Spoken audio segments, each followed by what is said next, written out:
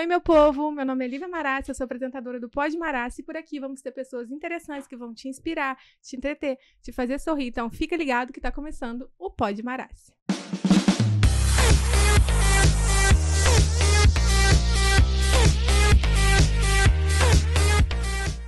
Antes de começar, eu queria agradecer aos meus apoiadores, porque se não fossem eles, não seria possível o Pod Marassi. Então, muito obrigada a Dailton Joias e Semijoias, que tem essas joias maravilhosas hoje que eu tô usando e vai aparecer depois em um vídeo que eu vou fazer pra mostrar. Jude Modas, que me veste hoje. Shirley Kiran, Estética e Massoterapia. Fase, Moda Masculina e Feminina. Brownie do Bru, que traz essas delícias pra gente sempre. Margil Carimbos, que poupa papelaria. Sofisticada, Menina Bonita Esmalteria. Mariana Castro Makeup. In Oral Clinique. Labela Doces. Felicitar Brigadeiria. Adeus. A mim, porque não desisti. E aos meus filhos, porque se não fosse eles, nada disso aqui seria possível. Então, bora começar. Hoje, eu tenho convidados muito especiais. Gente, eu vou me esconder aqui, porque o tamanho deles, a definição deles, eu vou ficar assim, ó. Tem como me ajeitar aí, Jéssica? Ficar aí, passar um Photoshop agora? Não vai estar tendo como, né? Então, eles são referências no mundo do fisiculturismo e da educação física. Eles são tão pesados que eu tô até tremendo aqui, gente. Pensa comigo. Um time de peso do fisiculturismo de Barra Mansa pra vocês. Luciana Alves e Lúcio Dutra. Bem-vindos. Obrigada. Obrigado, boa tarde. Gente, foi um prazer ter vocês aqui. Eu queria muito trazer vocês, porque pra mim sempre foram referências. Tanto a Lu, como o Lúcio, que eu treinei com ele vários anos, me aguentou, meu personal. E a Lu, que eu sempre acompanhei o trabalho dela na academia e no fisiculturismo, sempre admirei. Então, muito legal trazer vocês aqui hoje para trocar essa ideia e bater esse papo. E eu queria saber de vocês, como é que vocês começaram nesse mundo fitness? Primeiro a Lu, né? Depois o Lúcio. Tá bom, vamos lá. Eu já treino há muito tempo, né? Assim que eu tive meu filho, eu comecei a fazer musculação. Uhum. E a musculação, assim, eu sempre fui muito dedicada. E sabe aquilo quando vai dando certo? Você olha no espelho assim, poxa, olha, tá diferente, parece um músculozinho ali que eu não tinha e tal. Porque eu sempre fui muito ativa e aí fui fazendo. Só que com o tempo passando, eu dei uma desanimada. Eu falei, gente, eu tenho que procurar um objetivo, eu tenho que procurar alguma coisa pra me fazer, porque senão eu vou parar. E aí eu lembro que eu troquei de academia. E na academia que eu fui treinar, tinha já uma moça que estava competindo. Uhum. Na época era a Úrsula. E ela já estava competindo, tinha o Jonas também competindo. Aí eu falei, eu vou fazer isso, vou fazer. É esse caminho que eu quero. Vou fazer isso. Aí, na época eu tinha conversado com o meu esposo e ele me levou pro Rio. E a gente foi procurar uma referência, que é isso que depois a gente começa, eu acho muito importante isso. Eu fui procurar alguém que estava no meio, porque eu não queria fazer pela minha cabeça, então fui atrás de uma pessoa. E lá no Rio a gente teve a referência da Ana Paula, que é uma atleta profissional também, professora de educação física. E, nossa, pior coach que eu tive, muito brava, muito. Fez eu chorar várias vezes. E aí ela... porque assim, no fisiculturismo, para você descobrir a categoria que você está, que você vai competir, não é você que escolhe, né? Eu não posso chegar lá e falar assim, eu achei essa categoria legal, eu acho que eu vou entrar nela. E não é assim, porque entra o seu biotipo, entra como é a estrutura óssea do seu corpo, como que você vai responder treinando. Então, ela falou pra mim, olha, você vai ser figure. Aí eu falei, não, figure não, porque filme do Fortone eu não gosto muito. Ela falou assim, tá bom, se você quisesse entrar na outra, você pode. Só que, o que acontece? Você vai ganhar algumas. Agora, na figure, você vai ser campeã. Aí eu dei ouvido pra ela, fui, no começo não gostei muito. Mas aí no final, quando eu subi no palco pela primeira vez, eu falei, não, é isso que eu quero. Aí dali pra frente foi deslanchando. Até chegar onde eu cheguei. E é muito legal esse caminho que você me falou aí sobre escolher a categoria, que eu não sabia que você, por exemplo, eu quero ser, você falou figure, né? Mas se você quisesse ser outra categoria, seria muito sofrido ou não seria pro seu biotipo? Então, porque assim, por exemplo, eu não tenho muita genética, assim, muscular para ter um glúteo muito grande. E tem uma categoria que precisa, né? Ter um glúteo muito grande. E eu tenho uma estrutura óssea grande em cima, já era, né? Ela falou, olha, se você quiser, dá pra gente, porque o treino, ele molda o seu corpo, né? A gente sabe disso, que a gente consegue coisas que quem tem perna fininha consegue dar um... Mas assim, pra você competir, precisa... Porque é um esporte de comparação, né? Então, mesmo que eu ficasse bem, ela falou, você vai ficar bem, mas você nunca vai ser uma campeã. Ela falou, vai por aqui, porque por aqui que é o seu biotipo físico, né? A sua estrutura óssea mostra, porque tem uma categoria, por exemplo, a biquíni. Ela é uma categoria de garotas bem magrinhas, sabe? Aquelas meninas que nasceram bem fininhas e tal. Eu falei, pra mim ser aquilo, eu tenho que morrer e nascer de novo. Não tem como, entendeu? Você ir contra... É você ir contra a sua genética. Então ela falou, não, é essa aqui. Então por isso que a gente, na verdade, assim... Tem gente que tem sorte de ainda poder transitar entre uma e outra categoria até escolher a que fica melhor. Que era o meu caso. Ela falou assim, se você quer ser um wellness, tudo bem, até pode. Porque o biotipo da wellness era... você é forte em cima, mas nem tanto. E o ponto forte da wellness é coxa, né, pernas e glúteo. E era o que... A perna eu até tinha, mas o glúteo, ela falou, você não vai conseguir esse glúteo desse tamanho que precisa. Então, vamos pra outra que você vai se dar bem. Aí eu ouvi ela, começo assim, meio... Não queria, mas ouvi o que ela falou e deu certo. Porque eu comecei a ganhar, assim, tipo, uma atrás da outra, direto, disparado. É importante ter um coach, né? E você, Lúcio, como é que foi essa escolha? Eu entrei na educação física e a última coisa que eu queria fazer era musculação. Eu queria fazer tudo na educação física, menos musculação. Só que as coisas foram acontecendo e eu acabei caindo dentro da academia. E eu entendo uma coisa, se você vai trabalhar com aquilo, eu acho que você tem que conhecer mesmo a fundo. Com certeza. Então eu comecei a praticar musculação. Só que eu praticava e nunca tinha aderido a uma dieta. Aí um dia, no final de semana, eu falei assim, vou fazer dieta. Fui na nutricionista e virei a chave, de um dia pro outro. Mas aí você já tinha, quando você decidiu fazer dieta, você já tinha em cabeça que você ia, eu vou fazer dieta e vou tentar competir, ou não? Só fez pra ver o que eu vou fazer dieta pra ver o que acontece. Eu nunca tinha feito.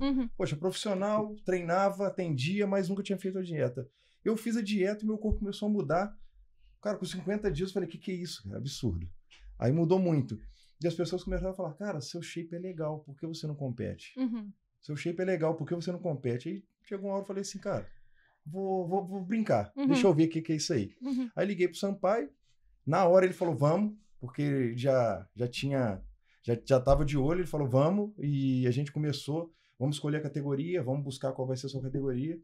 Aí ele me colocou numa categoria de entrada, que é pelo campeonato da BRAF, que é a Body Muscle, que é uma categoria de sunga, porque eu queria transitar, porque a minha ideia quando eu olhava era ser mens. Só que eu não tinha ombro. E desculpa, mas eu não entendo muito bem, igual a Lu explicou das mulheres. Qual que é a diferença pros homens também dessas categorias? Um é mais cheio, o outro é mais magro? Então, como é? No início do fisiculturismo só existia a Open, né? Que era a maior categoria. E o que é a diferença? É volume. Volume. Tá.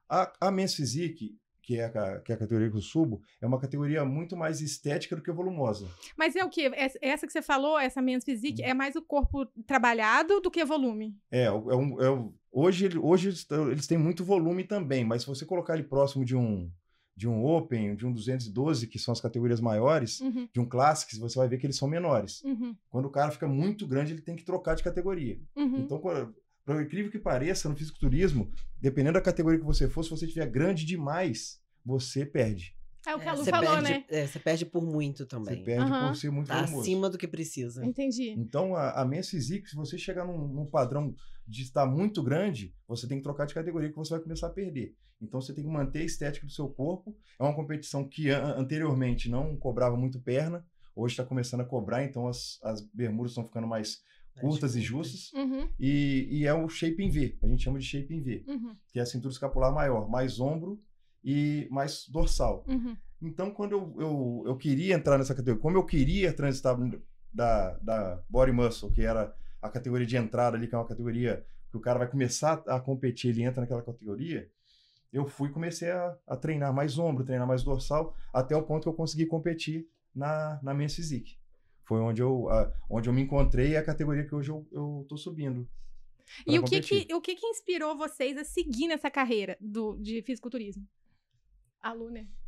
Então, na verdade, é uma coisa que hoje eu amo, faz parte da minha vida, faz parte do meu trabalho, porque pra mim não é mais brincadeira, né? É assim, quando eu tenho uma competição, agora no profissional, a gente não tem ninguém ruim mais. Não tem. Porque assim, quando eu comecei, você, assim, não é que eu tô dizendo que tem desdenhando de outros competidores, não é isso. O que acontece? Quando você começa, né, no amador, porque funciona igualzinho qualquer outro esporte. Tem profissional, tem amador. E hoje é como se eu fosse, por exemplo, do Flamengo. Eu era como se eu jogasse num time do Barra Mansa e hoje eu sou do Flamengo. Então tem uma trajetória até lá. Quando você começa, você pega pessoas muito boas e você pega atletas que não estão tão preparados. De repente, ele foi só para ter uma experiência, ele foi só para subir, para tirar umas fotos. Então, assim, tem muita gente que tá sem um coach para poder orientar. Então, assim, você pega essa mistura. Depois, não. Depois, todo mundo tá muito bom. Porque as meninas que estão ali competindo comigo, elas foram overall, elas ganharam Procard, vem meninas de outro país, mulheres de todo mundo. Então, assim, fica muito mais difícil. Então, hoje eu levo o fisiculturismo como, assim, uma outra profissão que eu tenho. Eu sou professora de educação física e eu sou atleta de fisiculturismo profissional.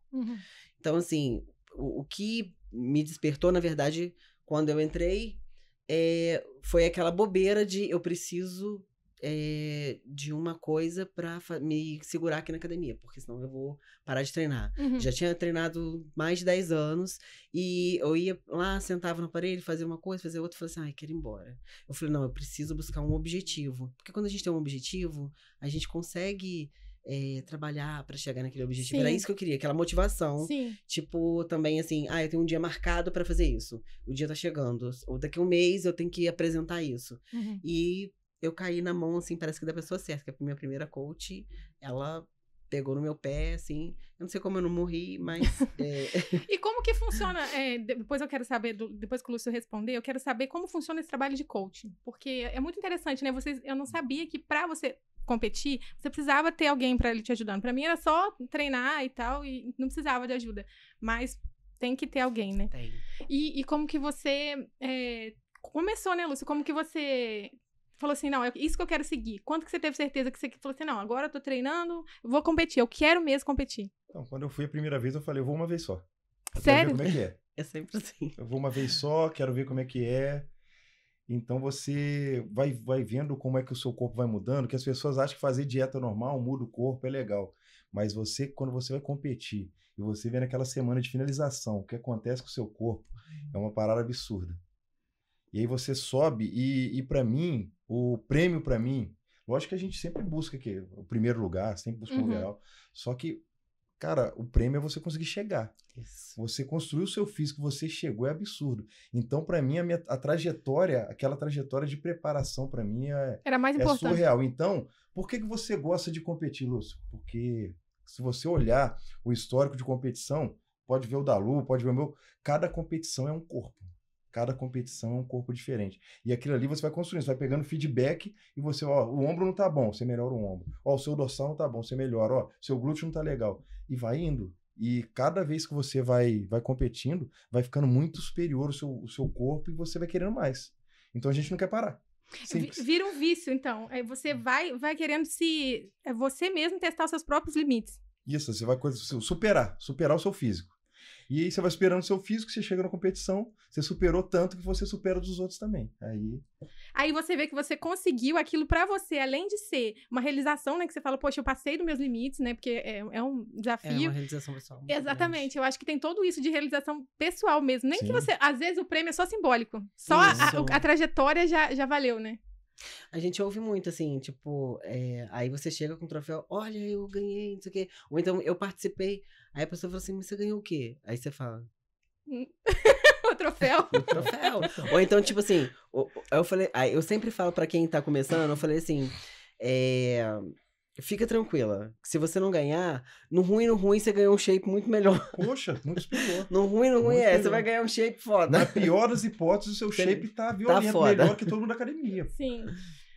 Mas assim, como é que é a rotina de vocês, de treinos e dieta pra preparação? Então, hoje eu consigo me preparar com, no mínimo 6 meses, né? Mas o treino e a dieta, ela é constante. Só que a dieta, ela fica um pouco menos rígida igual, por exemplo, assim, agora eu já competi esse ano, então a dieta tá menos rígida e eu preciso comer mais mesmo, então dá para sair da dieta, dá para fazer alguma coisa fora daquela rigidez.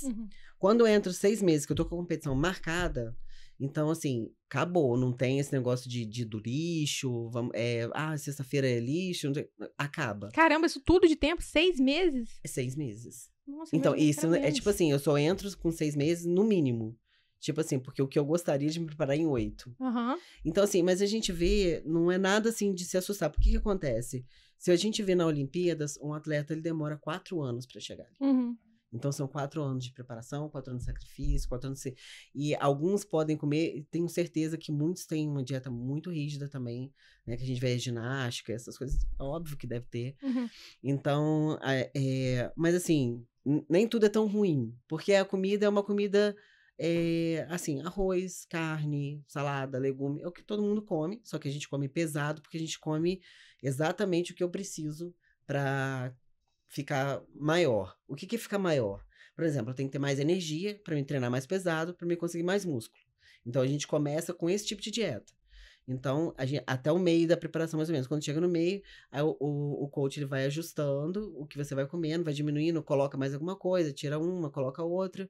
E aí você vai secando. Porque o nosso objetivo é chegar na finalização com um percentual de gordura 5%.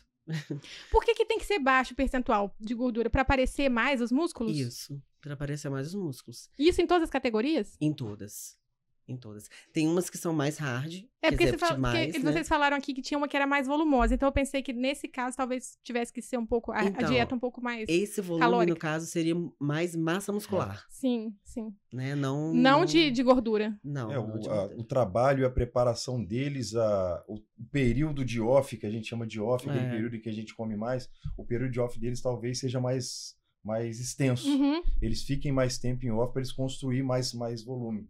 No nosso caso, no meu caso, que é Menzel, não adianta eu ficar 1 ano em off aí construindo volume, para na hora que eu secar sobrar um volume imenso e eu não caber mais dentro da categoria. Então, o meu é mais manutenção e ajuste de dieta. O seu bíceps não tá legal, vamos aumentar o volume do bíceps. Treino. É no treino. É ajuste no treino ali e ajuste de qualidade muscular. Mais de qualidade do que de volume. Porque quanto mais volumoso, como eu falei, você acaba saindo da categoria. E o que ela falou sobre dieta, sobre período de preparação, o que acontece? Se você for pensar, mas são 6 meses.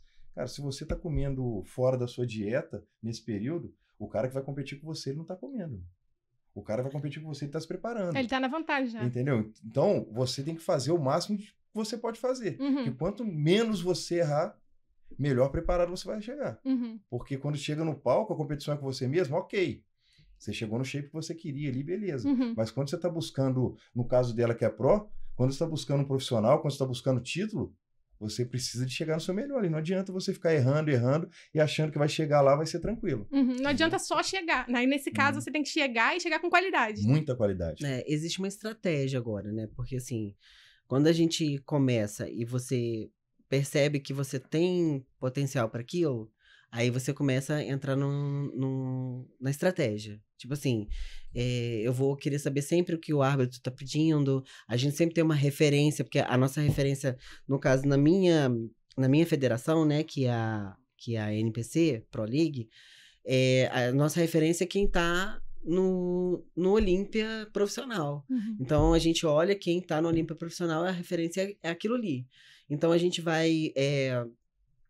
eu olho a Miss Olímpia da minha categoria e falo, olha, ela tem as pernas dela estão assim, ela tá apresentando corte assim, e a cintura dela é fina, e ela... Então é isso que a gente vai trabalhar. Então a gente tenta chegar o mais próximo da Miss Olímpia. Então vocês, tipo assim, fazem um trabalho todo inspirado em quem já ganhou. É isso? Vocês trabalham em cima dos seus adversários. Isso, mas... Seriam adversários, né? No caso, por exemplo, assim, por que eu tô falando da Miss Olímpia, né? A gente fala da número 1 do mundo.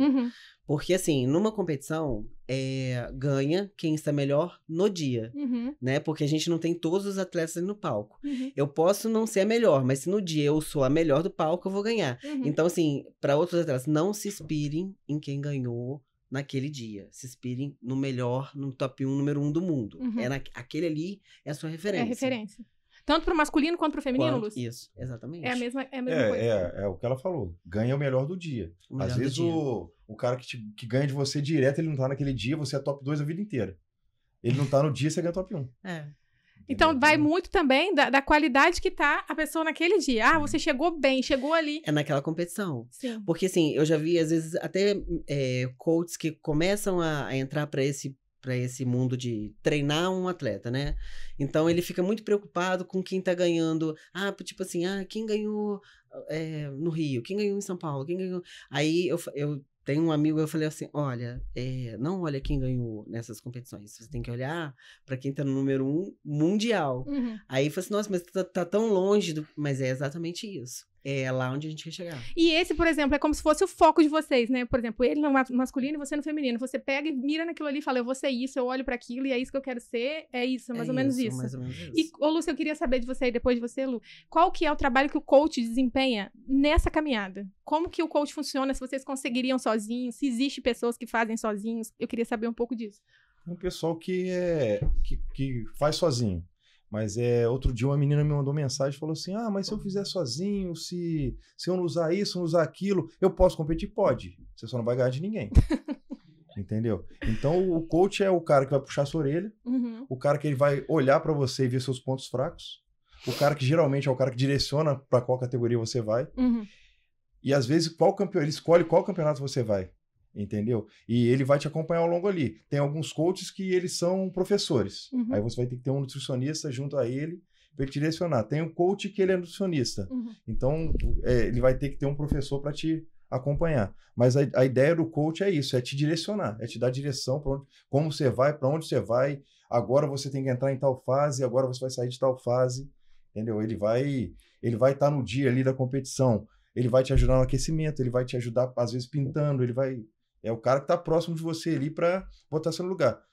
Lúcio, você é o cara que geralmente vai falar assim, Lúcio, você tá errando. Melhora isso aí.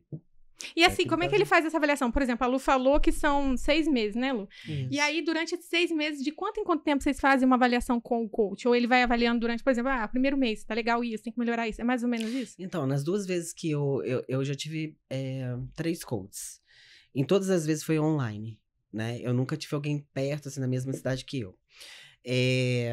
Esse último que eu estou com ele ainda, que é o Adam Abbas, ele, toda semana, eu mando foto pra ele, e ele avalia o que ele vê na foto, e ele muda a minha dieta, e muda, às vezes, os ergogênicos, as coisas que eu preciso estar usando, de acordo com o que ele vê. E ele vai me acompanhando de semana a semana. Então, assim, por que esse coach que eu escolhi, ele especificamente, ele cuida mais da parte farmacológica do que eu uso, né? Da parte de suplementação. Aí você, mas por que você escolheu ele?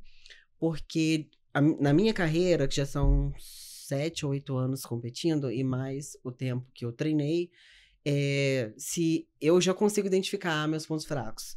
Então, eu já sei. Treinar... Eu pego os meus amigos da academia e eu só treino com homem, porque, pra mim... Por exemplo, assim, eu não vou convidar uma amiga minha pra treinar comigo... Você vai conversar com ela, né? E não vai treinar. Não, ela vai pegar muito menos. Entendeu? Tipo assim, aí a gente vai... Vamos supor, a gente vai fazer, sei lá, uma puxada. A menina vai pegar 2 placas, eu vou pegar um monte. Aí, quando for nos pesos livres, aí eu vou ter que ajudar ela. Então, assim, eu prefiro treinar com os meninos, porque é eles que me puxam. Então, eu vou treinar com eles. E esse em específico, né, esse coach que eu peguei, como ele trata de uma parte que eu não sei, né, fazer, a parte de treinar eu faço sozinha, né, porque aí eu já tenho conhecimento, já tenho vivência. Agora, para quem tá começando, o bom seria se essa pessoa conseguisse, uma pessoa que já está envolvida no meio, que eu falei assim, por exemplo, não adianta ele pegar um professor de educação física que acabou de se formar, que dá aula numa escolinha de futebol, pra treinar ele. Não tem que ter conhecimento. Tem que ter conhecimento, né? Ele tem que estar no meio disso. Então, como eu falei, tipo, hoje competir faz parte, como se fosse uma ponte pra minha carreira de professora de educação física. Porque eu vejo o fisiculturismo como a ponta do iceberg de tudo que vem de baixo. Tudo, porque muitas coisas que a gente tá hoje dentro da sala de musculação graças ao fisiculturista que lá em 1970 estava fazendo, e a gente nem nascido era ainda. Então foi só agregando, né? Na sua carreira como profissional, né? E eu queria saber de você, Lúcio, quais foram os maiores desafios, tanto física quanto mentalmente, que você enfrentou nessa jornada? O desafio número 1 é dieta. Porque eu falo muito, meus alunos sofrem porque eu brigo muito com eles por conta de dieta, né? Mas aí às vezes a gente briga, fala com as pessoas de dieta, eles falam assim, mas não é fácil fazer dieta, mas para nós também não é fácil. Imagina ficar 6 meses de preparação, você vendo as pessoas comendo, porque assim, eu tenho vida social, eu saio e o pessoal tá bebendo, eu tô bebendo água. O pessoal tá comendo, eu tô tomando água. E tá tranquilo, porque eu acostumei a fazer aquilo, mas não é fácil.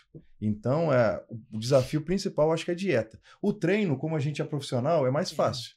Às vezes a gente tem pessoas que nos ajudam, eu tenho um amigo que monta meu treino, eu mexo bastante no treino dele, mas ele monta meu treino para mim, porque às vezes eu quero uma visão de fora, uns pontos fracos.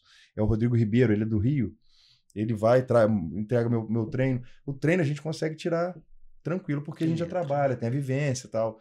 Mas acho que o maior desafio mesmo é dieta, é os ajustes finais, são as finalizações. Então, e principalmente mental, que a gente falou aqui um pouco antes de iniciar o podcast, problemas pessoais. Tudo isso pesa, né? Dia a dia, cansaço. Às vezes a gente tem que trabalhar, a gente não vive do fisiculturismo, então tem que trabalhar. Então todas essas coisas pesam. São desafios, e o ter que trabalhar com uma dieta restrita, treinando horrores, né? Porque eu creio que tem que treinar com uma carga maior, não sei, enfim, para ficar mais trabalhado. Aí você com uma dieta restrita tem que trabalhar, já não tem energia, né? Eu acho que fica um pouco... Então, na minha primeira competição, carbo baixo, eu virei o cão, mano. Perdi até aluno, porque você queria morder o cara. O cara falava A, você brigava com o alfabeto inteiro com ele. Então, hoje eu consigo controlar melhor. Mas a primeira vez que eu tava com carbo muito baixo, era loucura. Eu não tinha paciência com ninguém. E essa questão é muito complexa aqui no Brasil. Não sei se fora a gente tem esse estímulo, mas você trabalhar, viver desse esporte, que fisiculturismo, né? Aqui não tem incentivo, né? Igual você falou, o que você ganhou? Você mostrou aqui. Mas, né, financeiramente não tem. A gente espera que melhore, né? Porque que acontece? Essa última competição que eu competi em Curitiba. Foi minha segunda competição como atleta profissional.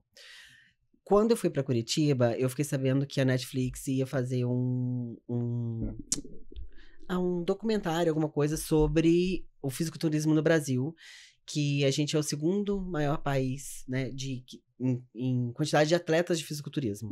Então, lá fora, a gente sabe que é mais fácil, né, porque é mais aceito. Por exemplo, as categorias menores, elas foram criadas para que o fisiculturismo fosse aceito, né? As feiras, essas coisas foram criadas para que as pessoas viessem, porque nem todo mundo, as pessoas tinham assim, de aversão, aquele cara gigantesco, ainda mais mulher ainda pior ainda. As mulheres, né, tinham muito preconceito, não queria treinar para não ficar grande. A minha categoria, ela não é a maior feminina, né? Imagina maior.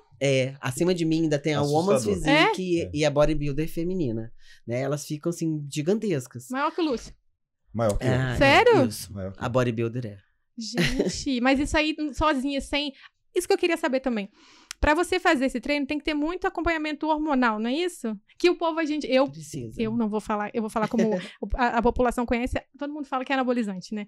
Mas como é que é isso? Como é que funciona? Tem que ter um acompanhamento? Como é que funciona essa parte que você falou que era farmacológica, né? Na competição. Há uma pessoa que fala assim, eu quero competir, mas eu não vou usar nada. Tem como? Olha, você pode. Você não vai ganhar, como você falou. Só não vai ganhar de ninguém. Você pode. O fisiculturismo, porque assim, ninguém quer pagar um ingresso pra sentar e assistir uma pessoa comum, né? É uma pessoa que tem um físico bonito, mas é uma pessoa comum que a gente vê na rua, que a gente vê.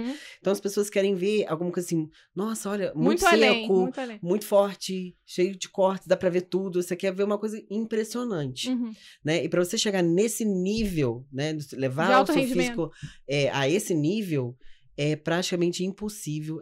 É impossível a pessoa chegar, só se ela for uma aberração da natureza, porque é impossível. Existem ligas que eles chamaram naturais. Existem os naturais. Esses dias, eu fui ver a Open, né? Bodybuilder. Aí teve um comparativo. O cara da Open, que sobe hormonizado, ele sobe com 140 quilos. O cara natural com 90. Nossa, mas é muita diferença. Então, é o que ela falou. Se você olhar os dois, o cara é comum. Pô. Eu tenho 100 quilos. E eu não sou categoria Open. Entendeu? Então o cara mais leve que eu. E é muito fácil, assim, a gente vê hoje o uso indiscriminado de hormônio. Até por pessoas que não competem, né? Na academia é uma coisa bem, assim, natural, Às né? vezes, a pessoa olha pra gente, né? Tipo assim, ainda mais pra mim que sou mulher, não dá pra esconder, né? Uhum. Dá pra perceber, assim, a pessoa olha, dá pra perceber. E às vezes a pessoa acha que eu como professora ou eu como atleta, eu estou incentivando o uso de alguma coisa. Pelo contrário, eu acho assim que ninguém tem que fazer nada disso, ninguém tem que usar nada disso, a não ser que precise, né? No caso, assim, às vezes a pessoa nem compete, mas a pessoa precisa, porque tem caso de sarcopenia, tem caso de depressão, tem um monte de casos que a pessoa precisa daquilo ali. Menopausa, né? Eu acho que eu não sou contra a isso, e eu acho que essa pessoa precisando, beleza. Só que o que a gente vê é muita menina novinha, os meninos, os rapazes, assim, sabe, às vezes menos de 20 anos, 20 e poucos anos, antes dos 30 anos, tá usando. Aí eu mesmo falo, mas por que você tá fazendo isso? Você não precisa fazer isso. Aí fala assim, não, mas você faz. Faço porque aqui é minha profissão. E assim, eu não saio pra beber, eu não vou pra balada, eu não faço nada, e eu tenho acompanhamento médico. Saiu da competição, cardiologista. Aí na última vez que eu fui, ele falou assim, Lu, até agora, tá tudo certo. Graças a Aí Deus. ele falou assim, provavelmente, se não teve nada até agora, provavelmente não vai ter. Mas eu não garanto que na próxima vez que você volte aqui, esteja tudo bem. Porque assim, eu também não tô, como é que fala? Falando que o hormônio vai fazer isso ou vai causar isso em todo mundo. Mas a gente sabe que todo medicamento tem efeito colateral. Sim. Né? Então não adianta a menina chegar e falar assim, ai, professor, eu queria, não sei o quê, não sei o quê. E aí ela começa a tomar por conta própria, daqui a pouco tá com o rosto cheio de pelo, tá com a voz modificada, um monte de coisa aí entra em desespero, a pele cheia de acne. Por quê? Porque fez tudo que tinha que fazer errado. E, ô Lúcio, vocês são, além de serem fisiculturistas, são professores. Sim. Como é que vocês usam essa experiência como fisiculturistas, como a Lu acabou de falar aí, para orientar os alunos de vocês? Então, hoje, assim como a parte hormonal, muita gente fica olhando, querendo usar hormônio, porque o pessoal acha que é o hormônio que vai te deixar grande. Sim. E pelo contrário, quando a gente está em finalização, talvez seja a época que a gente tome mais hormônio, é a época que a gente fica menor. Porque se aumenta a quantidade de hormônio e a gente está ficando menor porque a gente está desidratando, está perdendo peso. Então o hormônio ele faz a manutenção da massa muscular, basicamente nesse período de finalização. Ele segura, né? Para você não perder tudo. Ele sustenta e o que a gente muscular. vê agora em academias, né, é que as pessoas estão usando hormônio assim, a rodo, como se sem nenhuma instrução, sem base para nada, chega no professor, eu acho que creio que seja assim, e fala, tô usando isso. E eu acho que isso traz um problema muito grande, tanto para a pessoa que usa, né, e também para as pessoas que indicam ou qualquer coisa do tipo, porque se torna algo achando que é banal, mas que pode acarretar efeitos muito graves na saúde da pessoa, né? E você como professor, como é o que você acha disso? Da parte hormonal? Então, como a Lu falou, se o cara ele é atleta, ele vai competir, se o cara ele tem alguma necessidade fisiológica da utilização, acho totalmente válido. Mas as pessoas que me procuram, porque, Lu, se você é natural, só se for de Barra Mansa. Mas os caras procuram a gente querendo orientação para usar. Só que a gente não tem que orientar o uso. Mas as pessoas querem, acham que a gente vai orientar, acham que a gente vai falar que tem que usar. Só que a pessoa que não precisa, para que ela usar? Tem alunos de 17, 18 anos que procuram. Lu, você acha que eu devia usar? Devia usar o quê? Para quê? Olha a quantidade de massa muscular que você tem, você não está competindo, você não é atleta, entendeu? E muitas pessoas não sabem, por exemplo, a pessoa que ela quer começar a usar porque ela quer cortar caminho. Então, assim, a pessoa às vezes não sabe nem treinar. A pessoa não faz dieta direito, ela não tem uma vida regrada. E ela acha que aquilo vai resolver o problema dela. Ela quer tudo rápido, né? As pessoas querem resultado. Então, aí já pergunta assim, mas o que eu tomo para queimar minha gordura? O que eu tomo para me dar mais ânimo? O que eu tomo... Vergonha na cara. Existe um caminho, né, que você vai trilhar primeiro, que você vai aprender a treinar, você vai aprender a fazer dieta, você vai aprender isso tudo primeiro, e tem uma questão muito da idade também. Eu acho que quanto mais cedo, pior. Né? E assim, não pense que assim, o efeito colateral é pequeno, não, porque é coisa assim que, por exemplo, os meninos podem ficar estéreo, né? Não podem... E eu já vi recentemente também casos de pessoas com câncer no fígado por uso de hormônios, assim. Então, assim, tem muita coisa que se você faz desregrado, não agora, mas a longo prazo, pode causar danos enormes. O coração é um músculo, né? É. E aí ele cresce como outras partes do corpo crescem, e às vezes a gente nem sente, né? A pessoa que tá usando aquilo ali, às vezes o coração dela tá ficando maior, né? Ele tá hipertrofiando e porque ela também não é um músculo, tem... como você falou. Mas eu tava conversando com o médico, ele falou, o coração ele hipertrofia pra dentro. Pra dentro. Que perigo. Isso aí. Então diminui o espaço. Exatamente. Quando eu vou fazer os exames... Que perigo. Não é aquele exame que ele escuta só o coração, não. Quando eu vou fazer, ele prescreve o exame, ultrassonografia para ver a espessura do coração e como que ele tá bombeando o sangue, né? Pra ver, porque é por isso que eu tô falando, às vezes não sente. Ele, às vezes pro lado de fora, tipo assim, eu fiz o exame, tá tudo bem. Tá tudo bem pro lado de fora. Mas por dentro tá... Por dentro ele tá forte. Com relação a como que o fisiculturismo entra no nosso trabalho. Eu, quando comecei no fisiculturismo, eu comecei a olhar de forma diferente para os alunos. Então, comecei a não olhar... Eu vou treinar você como um todo, não. Comecei a olhar ele por partes. Eu acho que esse aluno aqui tem que melhorar, ele precisa melhorar ombro e dorsal. E eu comecei a trabalhar assim com meus alunos. Eu trabalhava o todo. Aí eu precisava ter pego o Lúcio agora, porque quando eu treinei com ele, era o quê? Era o todo, agora que ele tá... Então, vou ter que voltar. Você vai dar mais ênfase naquela musculatura que você tá vendo que o cara é ponto fraco. Então, acho que o fisiculturismo é muito estético, né? Ele é um esporte de comparação estética. Então, quando a gente vê um aluno, por exemplo, eu tenho amigos que eu treino e eu falo pra eles, assim, olha, teu ombro não tá condizente com o resto do seu tórax, tá? Não tá harmônico. Não tá harmônico. Vamos treinar, você tem que treinar. Como que eu faço? Então, treinar mais ombro. Mas acho que também é um desafio. Eu acho que um desafio pro professor é colocar na cabeça do aluno que ele não pode chegar no corpo tal que ele quer. Ele tem que entender o seu próprio corpo, a sua estética corporal. Olha só, você falando disso, com relação a ombro, eu falei que pra eu subir pra minha física eu tinha que ter ombro. Eu tenho 1 ano e meio que eu não treino bíceps nem tríceps. Ué, mas aí é da sua estrutura, então, não? Meu bíceps e tríceps era maior do que meu ombro. E o meu ombro, meu bíceps a gente fala crescendo. de o fisiculturismo proporção, né? Você, como que é? Por exemplo, assim, não é... Eu achava que era isso. A primeira competição que eu fui assistir de fisiculturismo, eu não entendia por que o mais forte não tinha ganhado. Que não era sobre porque força. O maior, não era o maior. Tem gente que confunde, aí pergunta pra mim assim, quanto peso que você levanta no dia? Eu falo, nada. Inclusive, eu uso salto no dia. Aí, é questão de proporções. O que é analisado no fisiculturismo, né? Eles analisam seus membros inferiores e superiores, se tá dentro do que eles pedem, né? Porque, por exemplo, a minha categoria também é igual a do Lúcio, é um V-shape, eu tenho que estar maior em cima e menor embaixo. Aí fala assim, mas então não tem que treinar a perna? Não, tem que treinar a perna, ela só não pode ter volume. Então ela tem que ter corte, profundidade, ela tem que ter densidade muscular, o glúteo também tem que ser assim, mas eu não posso ter uma perna muito volumosa.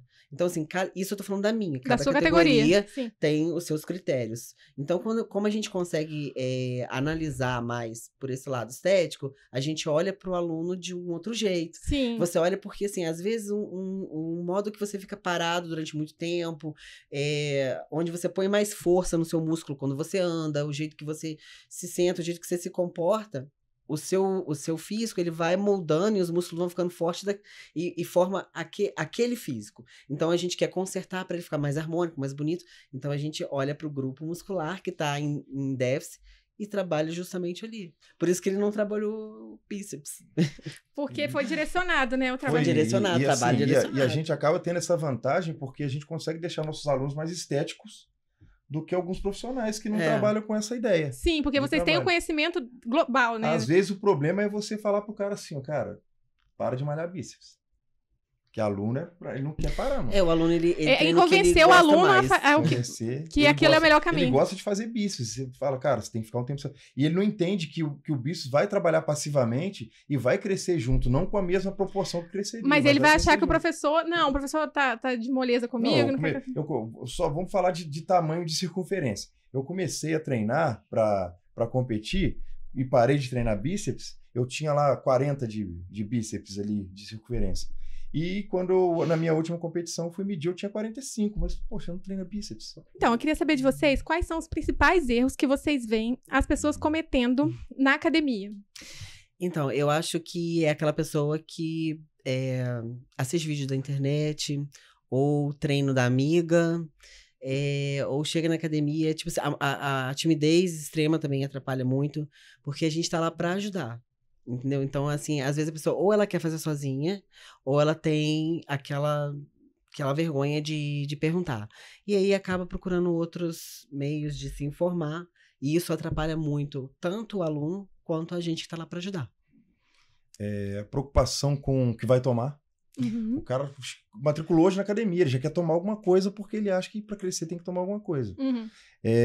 Às vezes ele quer treinar demais, o treino dele acaba, ele inventa exercício. Eu era uma dessas, que eu ficava na esteira. Ele quer treinar mais, não, tá pouco. Ele acha que a quantidade de treino que vai fazer ele crescer ou evoluir. Uhum. E um conselho pra galera que tá entrando na academia agora e tá malhando em sala de musculação, não tá com personal, chame o professor. Isso. Chame o professor. Porque não tenha vergonha, né? Porque muitas vezes as pessoas têm vergonha. O professor tá ali para fazer aquilo. Se você não chama, ele perde a função dele na sala. Sim. Então, não, mas não vou chamar que eu vou incomodar. Você não incomoda, é o trabalho dele. Então, Sim. chame. Quanto mais você chama, mais ele vai te atender. Aí o pessoal fala assim, não, o professor só conversa com fulano de tal. Mas é o fulano de tal que chama ele. Então, se você chama, ele vai estar com você. Independente de como a cara dele vai estar. A função dele é te atender. Então, quanto mais você chama, melhor você treina, porque você vai ter mais assistido. Sejam chatos, chamem. E eu falo isso. Aí, às vezes, a pessoa vem toda tímida, assim, não, eu não queria incomodar. Eu falo assim, não queria incomodar, mas eu tô aqui pra isso. Se você não chega, eu perco minha função, eu vou ficar desempregado. É verdade. Então, pra terminar, eu queria saber de vocês, que eu sempre faço umas rapidinhas. E hoje, como são 2, eu vou fazer uma pergunta só, rapidinha. Qual frase que o mundo precisa ouvir, Lu? Ai, caramba. Uma frase que te motiva, de treino, o que seja. Eu acho que tenha mais sororidade, que é você se colocar no lugar do outro, porque a nossa função é para isso, a gente tá lá para ajudar. Então não é porque eu tô à frente, né, acima de físico, que eu vou olhar para o outro como menor do que eu. Eu quero mais que ele cresça. Muito bem. E você, Lúcio, uma frase que o mundo precisa ouvir? Nunca pare. Isso. Sobre isso. Nunca pare, porque as pessoas querem te parar, o mundo quer te parar, as más falas querem te parar. Verdade. Os invejosos querem te parar. Muitas vezes. Mas se você não para, quem sofre são eles. Nossa, arrasou, gente. Com essa frase aí, eu quero terminar aqui e agradecer esse incentivo de vocês, a presença de vocês. O papo foi tão bom que tinha mais coisa aqui, mas não tem como, né? Porque acabou o tempo. Mas numa próxima a gente vai marcar outro podcast com eles. E eu quero agradecer muito a presença da Lu, a presença do Lúcio. Obrigado, foi um prazer pra mim. Vou deixar o arroba deles aqui. O meu arroba @limarassi, @podmarassi. O arroba da Lu? Lu Figuri. Arroba do Lúcio. Arroba Lúcio Dutra Personal. E é isso, gente. Espero, porque a conversa foi incrível. Obrigada.